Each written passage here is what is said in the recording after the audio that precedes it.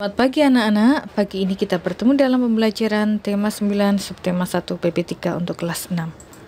Adapun tujuan pembelajaran kita, kalian dapat melihat persamaan dan perbedaan cara hidup masyarakat.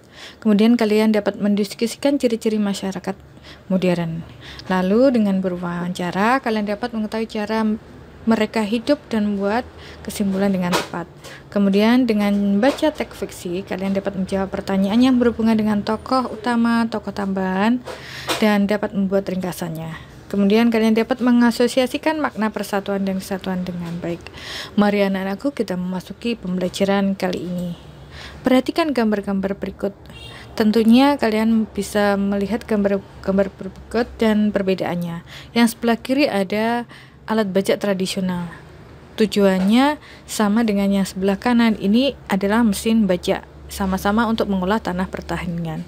Kemudian yang nomor 2 ini atau yang bawah ini adalah mesin ketik. Yang ini adalah laptop.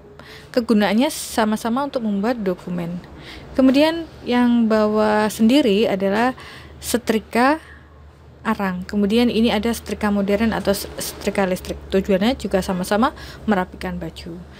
Nah, antara yang kiri dan yang kanan kegunaannya sama, namun efisiensi waktu dan hematan itu lebih hemat yang kanan, dan efisiensi waktunya juga lebih hemat yang kanan, karena ini adalah barang-barang modern. Akibat modernisasi, apa yang akan dampak terjadi pada masyarakat. Nah, seiring waktu manusia menemukan berbagai cara untuk mempermudah hidupnya. Perkembangan teknologi merupakan salah satu upaya manusia menemukan cara yang paling mudah untuk memenuhi kebutuhan hidupnya. Perubahan zaman menyebabkan banyak cara dan peralatan lama yang telah ditinggalkan. Semua diganti dengan cara dan alat bantu yang lebih canggih dan modern. Masyarakat saat ini disebut sebagai masyarakat modern sebagai hasil modernisasi. Apakah modernisasi itu? Mari kita cari tahu mengenai modernisasi dengan baca bacaan berikut ini. Dalam bacaan ini, yaitu dengan judul modernisasi dalam masyarakat Indonesia. Nah, pada saat ini kita sudah sering mendengar kata modern yang untuk menjelaskan sesuatu yang bukan bersifat tradisi ataupun bersifat tradisional, tapi bersifat masa kini. Selanjutnya, ciri-ciri masyarakat modern yaitu memiliki sikap hidup untuk menerima hal-hal baru, kemudian terbuka untuk perubahan, berani menyatakan pendapat tentang lingkungan, kemudian menghargai waktu, lalu orientasi ke masa depan, lalu memandang perlu adanya perencanaan dan perhitungan yang matang, lalu percaya diri dan menghargai orang lain. Anak-anak, tentunya kalian untuk mengetahui lebih lanjut tentang kehidupan di sekitar, kalian dapat mewawancarai orang-orang sekitar yang gunanya untuk mengetahui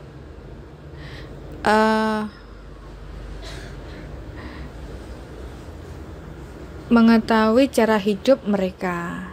Nah, mungkin bisa narasumbernya orang tua, kakek, atau orang yang lebih dewasa. Kemudian orang yang memberikan informasi itu disebut sebagai narasumber. Di sini Ibu mempunyai bacaan Si Hitam. Ini adalah teks fiksi. Teks fiksi ciptaan Diana Caritas ini merupakan teks imajinasi yang dibuat Diana tentang menceritakan Si Hitam. Cerita tersebut mengisahkan salah satu manfaat pemakaian ilmu pengetahuan atau teknologi yang modern yang menjadi salah satu ciri masyarakat modern. Nah, anak-anak, di sini terdapat tokoh utama dan tokoh tambahan. Tokoh utama adalah tokoh yang sering muncul dalam kisah. Kemudian tokoh tambahan sebagai pelengkap tokoh utama.